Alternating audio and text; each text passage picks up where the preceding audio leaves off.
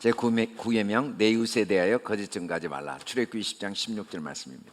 아홉 번째 계명 내 이웃에 대하여 거짓 증거하지 말라는 말씀은 예수님께서 마태복음 5장 38절에서 또 눈은 눈으로 이는 이로 갚으라 하였다는 걸 나에게 들었으나 하시면서 거짓 증거하는 것이 무엇인가를 가르쳐 주시고 또 거짓 증거하지 않게 어떻게 도우실 건가를 가르쳐 주십니다. 거짓 증거는 사실을 증명하는 근거가 맞지 않는 것이죠. 우리가 어떻게 언제 누구에게 거짓 증거합니까? 하나님이 어떻게 우리가 거짓 증거하지 않게 도우십니까? 첫째, 사람들은 다 거짓됨을 성경이 가르쳐 주십니다. 성경은 만물이 다 거짓되다고 말씀합니다. 이때 이 거짓되다는 건 가짜, 모형이라는 거죠. 만물은 다 모형입니다. 다 소멸되고 없어집니다.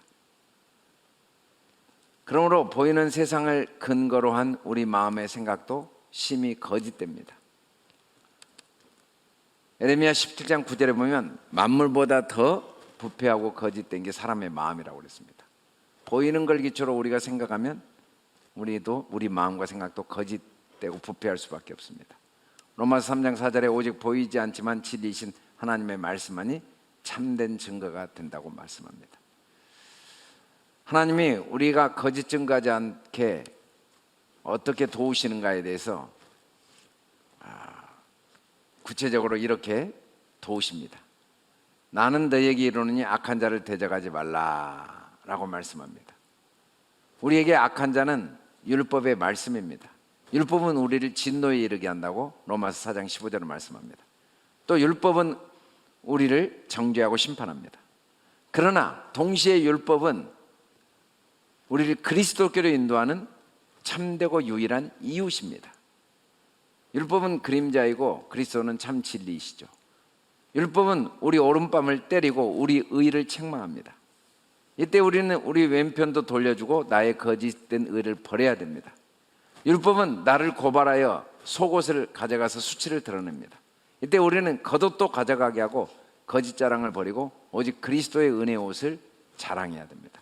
율법은 우리를 억지로 오리 곧 일천보를 가게 합니다. 곧 한번 죽게 만들고 심판에 이르게 하고 멸망에 이르게 합니다. 우리가 율법으로 말미암아 죽고 심판을 받고 멸망을 받게 되면 그리스도 예수 안에서 심리 곧 이천보 거듭난 삶을 걸어갈 수가 있게 된다는 거죠. 이처럼 악한 자 율법은 우리의 거짓 증거를 다 버리게 하시고 오직 그리스도로 말미암아 참된 것을 증거하도록 도와주십니다. 거짓 증거를 버리고 참 사랑과 소망을 증거하도록 도와주시는 율법은 하나님께서 우리에게 주신 원수이기도 하지만 동시에 참된 이웃입니다. 율법을 통해 사망에 이르게 했지만 생명에 이르게 그 은혜로 생명에 이르게 되고 율법을 통해 우리 마음이 상하고 통해하게 하셨지만 그걸 통하여 우리 안에 하나님의 사랑이 부어지게 하십니다. 하나님은 예수님을 통해 우리 원수인 율법의 요구를 다 갚으셨죠. 그리고 우리가 우리 죄를 자백하면 저는 의롭고 미쁘사 우리를 모든 죄에서 깨끗게 하시고 모든 불의에서 깨끗게 하시고 그리고 오히려 우리의 연약함을 통해 하나님의 사랑과 그 진리를 깨닫게 하십니다. 그래서 세상에 소망을 두지 않고 거듭나 산 소망이 있는 삶을 살게 하십니다. 결론적으로 하나님은 사랑이십니다. 말씀을 통해 거짓 증거를 버리고 오직 그리스도 예수의 사랑 안에 참된 것을 말하여 그리스도에까지 자라게 하시는 하나님이십니다. 저와 여러분이 말씀을 통해 망령되고 헛된 말, 거짓된 지식의 변론을 다 피하고 마음에 그리스도를 주로 삼아 소망이 넘치는 복된 삶을 살 수 있기를 주님의 이름으로 축원합니다. 십계명 탐내지 말라. 출애굽기 20장 17절. 열 번째 계명 탐내지 말라는 말씀에 대해서 출애굽기 20장 17절에 이렇게 말합니다. 내 이웃의 집을 탐내지 말라. 내 이웃의 아내나 그의 남종이나 그의 여종이나 그의 소나 그의 나귀나 무릇 내 이웃의 소유를 탐내지 말라 하시면서 탐심에 대한 사랑의 언약의 의미를 가르쳐 주십니다. 즉 탐내는 우리를 탐내지 않게 하리라는 언약의 말씀을 우리에게 가르쳐 주십니다. 우리는 어떻게 언제 무엇을 탐내는 것입니까? 또 하나님은 어떻게 우리를 탐내지 않게 하십니까? 사람은 모두 탐내는 삶을 살 수밖에 없습니다. 탐낸다는 건 마음에 막연한 갈망이나 소원을 의미하는 것은 아닙니다. 갈망이나 소원은 하나님이 우리에게 주신 마음이요, 이 마음은 삶의 원동력이 됩니다. 더 좋은 집을 갖고 싶고, 더 좋은 차를 갖고 싶고, 세상에서 성공하고 싶은 마음의 갈망과 소원은 절대로 탐심이 아닙니다. 성경이 말한 탐내지 않는다는 건 완전한 만족의 상태를 의미하는 것도 아니고, 탐내는 것은 갈망도 아닙니다. 성경이 말한 탐내는 것은 결핍에 대한 표현을 의미합니다. 사람은 유한한 존재이기 때문에 결핍이 없는 사람은 아무도 없습니다. 그래서 탐내지 않을 수 있는 사람이 아무도 없습니다. 우리는 많은 걸 소유하고 앞으로도 소유를 또 더 많이 하게 될 수도 있지만 여전히 결핍의 문제를 결코 해결할 수가 없습니다. 그래서 계속 탐내지 않을 수가 없는 것입니다. 일생 동안 탐심에서 벗어날 방법이 없습니다. 특별히 우리는 나의 집, 아내, 또 내가 소유한 것들에 대해서 끊임없이 결핍을 느끼며 탐심을 갖게 됩니다.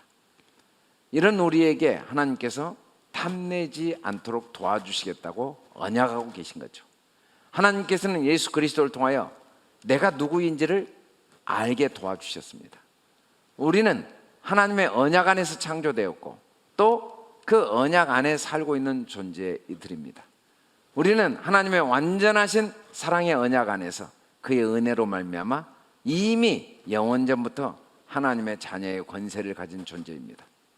그리스도가 우리의 머리이시고 우리는 그의 몸이기 때문에 그리스도와 우리는 하나이고 또 하나님과 하나입니다. 하나님과 내가 하나이기 때문에 하나님의 능력이 나의 능력입니다. 하나님의 소유가 나의 소유입니다. 그래서 그리스도 예수 안에서 우리는 절대로 부족함이 없는 존재입니다. 물론 현실적으로 부족한 것이 많이 있고 또 한계를 많이 느낄 수 있지만 그건 참된 나가 아닙니다. 참된 나는 그리스도가 머리이신 나만이 참된 나입니다. 그래서 나라는 본질적인 나의 존재는 절대로 부족함이 있을 수가 없습니다. 우리가 진리를 통하여 하나님이 나의 아버지이심으로 말미암아 탐심을 갖지 않는 삶을 살 수 있게 됩니다. 내가 살아온 삶의 모든 과정들에 대해서 내 생각으로 판단하지 않고 완전하신 하나님으로 인해 부족함이 없음을 깨달을 때 탐심을 갖지 않게 됩니다. 내 미래가 완전하신 하나님에 의해서 언약 안에서 예비되었다는 걸 인정하게 될 때 탐심을 갖지 않는 삶을 살게 됩니다. 우리는 매일매일 보이는 것들을 의지하면서 마음의 결핍을 느낍니다. 그래서 탐내는 삶을 살게 될 수밖에 없죠.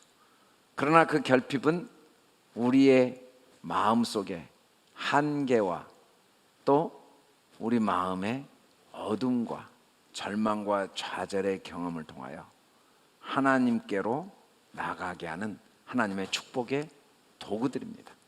그리고 우리가 경험하는 그 많은 결핍으로 인한 탐심은 하나님을 더욱 간절히 의지하고 더욱 하나님과 하나 되게 하는 도구로 하나님이 사용해 주십니다. 내가 삶의 주인의 자리에 있을 때 탐심에 사로잡혀 후회와 낙심, 염려와 근심, 교만한 삶을 살 수밖에 없지만 하나님께서 이 삶의 과정을 통하여 우리를 하나님 아버지를 마음의 주로 모시고 그리스도가 머리된 삶을 살아서 다윗의 고백처럼 여호와가 나의 목자시니 내가 부족함이 없고 그리스도가 나의 삶의 주인이니 내가 사망의 음침한 골짜기를 다닐지라도 해를 당치 않고 어떤 원수를 만나도 그것마저도 다 나에게 주신 하나님의 상임을 고백할 수 있게 만드신다는 겁니다. 결론적으로 하나님은 언약의 말씀을 통해 우리로 탐내지 않는 삶을 살게 하십니다. 그리스도를 머리로 삼아 하나님과 하나 되어 부족함이 없는 삶, 능력 있는 삶을 살게 하십니다. 저와 여러분이 진리의 말씀을 통해 주님의 사랑의 언약을 마음에 깊이 간직함으로써 주님과 하나 되어 탐내지 않고 주님 것이 나의 것, 나의 것이 주님 것, 내 아픔, 내 고통이 주님 것, 내 실패, 내 죽음이 주님 것, 그 주님의 능력과 영광이 나의 것 심을 깨달아 알아서 정말 매 순간순간이 능력이 있고 마음에 만족함이 있고 소망이 있고 꿈이 있는 복된 삶을 살 수 있기를 주님의 이름으로 축원합니다.